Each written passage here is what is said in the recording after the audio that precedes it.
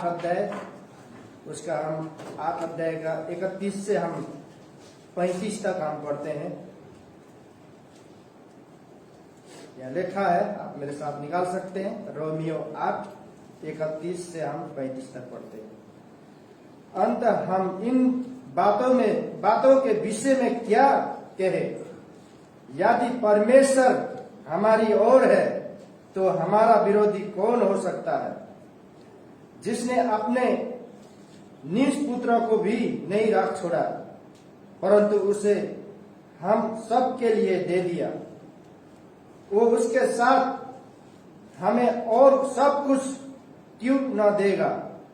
परमेश्वर के चुने हुए पर दोष कौन लगाता है? परमेश्वर की ही है जो उसकी धार्मिकता ठहराने वाला है। फिर कौन है जो दंड की आज्ञा देगा? मसीह ही है जो मर गया वरन मुर्दों से जी उठा और परमेश्वर के दाहिनी ओर है और हमारे लिए निवेदन भी करता है। यहीं तक है। आमेन।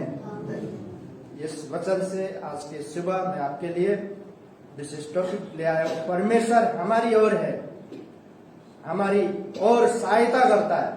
यहां हमने अभी वचन पढ़ा,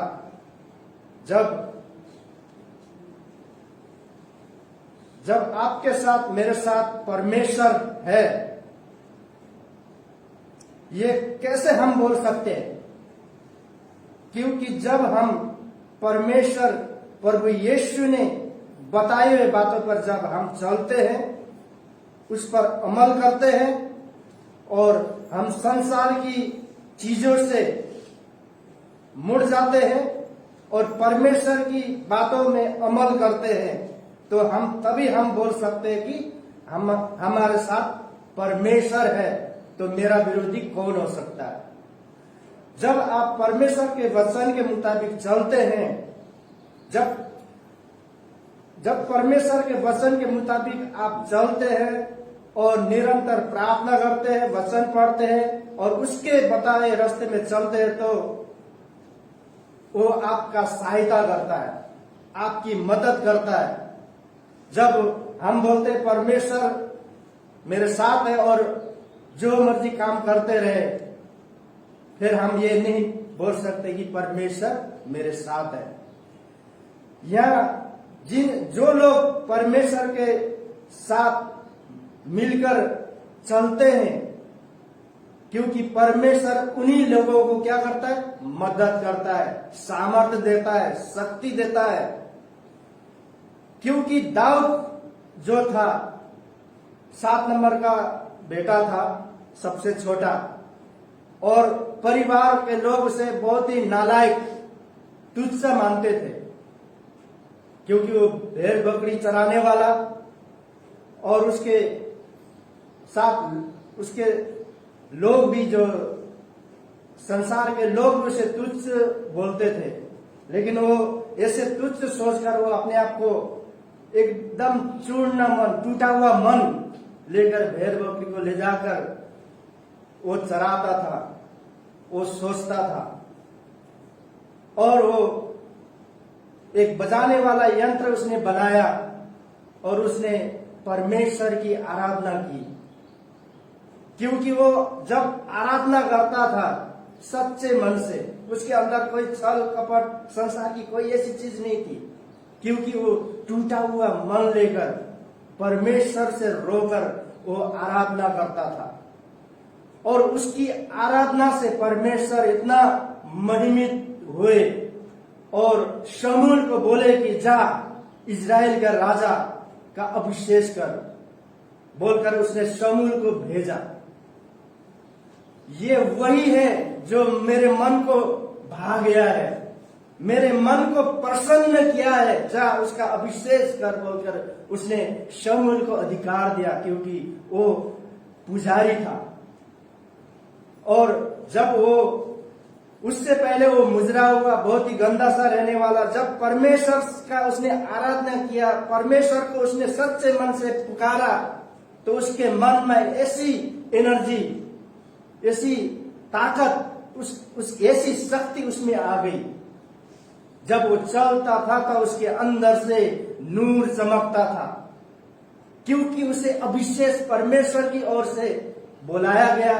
परमेश्वर ने उसे शमूएल को भेजा कि जा इसकी अभिषेक कर, क्योंकि इजराइल का राजा यही है बोलकर उसको अधिकार दिया। जब गया तो उसके पिताजी ने जो था उसे सब बेटों को दिया। सब बेटों को उसने क्या किया? नाकारा, सब ये नहीं है। और है कोई बेटा? हाँ, एक नालायक बेटा है, सबसे छोटा, उसको तू क्या अभिषेक करेगा बोलकर दाऊद? नहीं, उसी को ले आओ।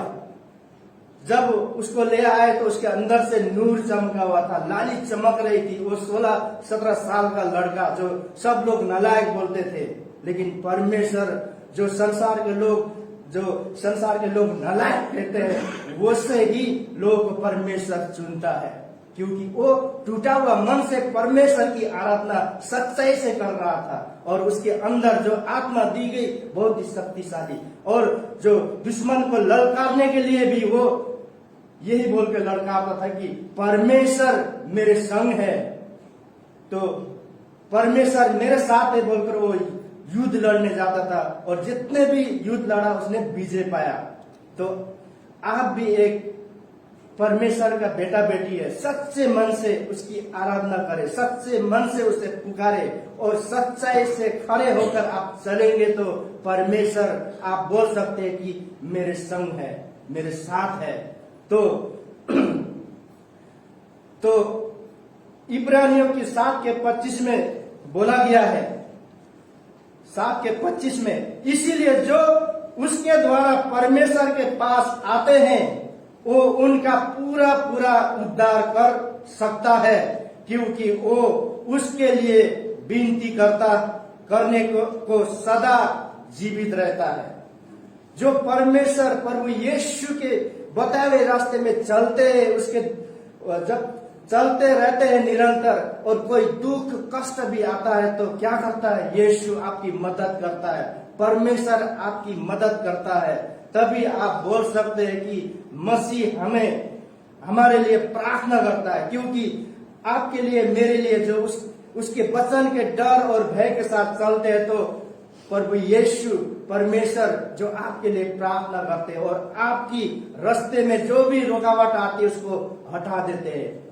आपको डरने की जरूरत नहीं है। आप बोलोगे परमेश्वर मेरे संग है तो मुझे कोई चीज की घटी नहीं होगी, कोई कमी नहीं होगी बोलकर आपके अंदर से निकलेगा। इसलिए परमेश्वर हमेशा यीशु की सुनता है। यूहन्ना 11:42 में बोला है, मैं जानता था कि तू सदा मेरी सुनता है, परंतु जो भीड़ आसपास खड़ी है उसके कारण मैंने ये कहा, जिसके लिए वो विश्वास करे कि तूने मुझे भेजा है। वहां भीड़ के सामने वो गवाही दे रहा है कि परमेश्वर तूने मुझे भेजा है, ये भेजा बोलकर वहां बोलता है, क्योंकि परमेश्वर हमेशा यीशु की बातें सुनता है। भीड़ के सामने अचम्म अद्भुत काम परमेश्वर दिखाता है और यहाँ परमेश्वर की बड़ाई कर रहा है यीशु प्रभु, क्योंकि तूने ही मुझे भेजा है इस काम के लिए, जो गूंगे बहरे को सुनने के लिए, अंधे को देखने के लिए, मुर्दों को जिलाने के लिए, कोढ़ी को शुद्ध करने के लिए मुझे परमेश्वर पिता ने भेजा है बोलकर यहाँ काम लोगों को और अपने सेवकों को बता रहा है। जब वो भेजते हैं और जब तुम परमेश्वर के वचन के मुताबिक चलते हो तो तुम्हें भी वो सामर्थ्य देगा, तुम भी ये काम कर सकते हो बोलकर यहाँ भीड़ को बता रहे हैं। और पहला कुरिन्थी 10:13 में लिखा है, तुम किसी ऐसी परीक्षा में नहीं पड़े जो मनुष्य के सहने से बाहर है। परमेश्वर सच्चा है और वो तुम्हें सामर्थ्य से बाहर परीक्षा में न पड़ने देगा, वरना परीक्षा के साथ निकास भी करेगा कि तुम सह सको। क्योंकि आप परमेश्वर के भय में चलते हो, परमेश्वर के वचन के मुताबिक चलते हो।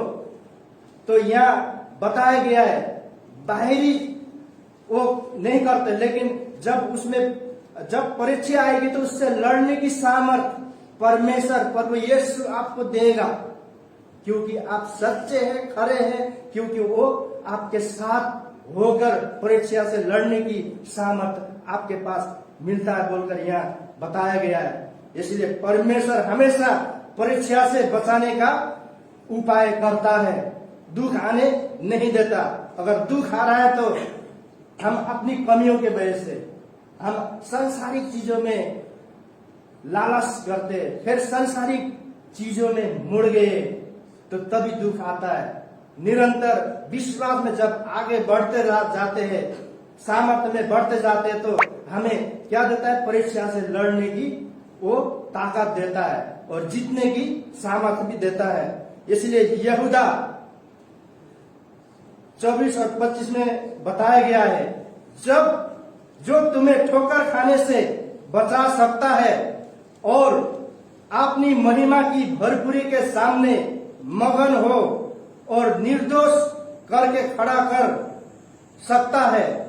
25 में उस एकमात्र परमेश्वर हमारे उद्धारकर्ता की महिमा और गौरव और परिक्रम और अधिकार हमारे प्रभु यीशु मसीह के द्वारा जैसा सनातन काल से है, अब भी होता है, युगन युग होता रहेगा बोलकर वचन में बोला गया है। जब हमारा भरोसा परमेश्वर के साथ है, अपने आप में यही परमेश्वर हमें संभालता है, क्योंकि हमें अपने आप पर भरोसा मत करिए, मैं ये कर सकता हूं, मैं वो कर सकता हूं।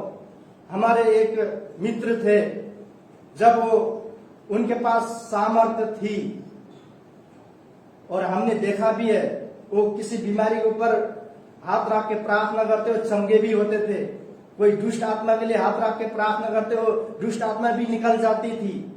लेकिन वो सामर्थ्य के काम परमेश्वर करता है उन पे होकर। उन्होंने क्या बोला? घमंड किया, ये मैंने किया है, मैंने आपको चंगाई की, मैं आपके अंदर जो दुष्ट आत्मा था मैंने निकाला, आपके लिए मैंने प्रार्थना किया, मैं ये किया वो किया बोलकर वो घमंड हो गए, वो गिर गए। प्रिय भाई बहन, गिर गए, क्योंकि सामर्थ्य के कार्य सब कार्य वो करता है, लेकिन जो महिमा और आदर उसको देने की जगह आपने आप को दे दिया कि ये मैंने किया है, मैंने प्रार्थना किया, ऐसा हो गया, मैंने वो किया। मैंने अपने आंखों से सच्ची गवाही दे रहा हूं आपको, अपने आप पर कभी घमंड न करे कि मैंने ये प्रार्थना किया, ये ठीक हो गया, क्योंकि ठीक करने वाला, सही करने वाला सिर्फ प्रभु है। क्योंकि आप खरे सच्चाई से जब तक चलेंगे, प्रभु आपके साथ अद्भुत काम करना चाहता है।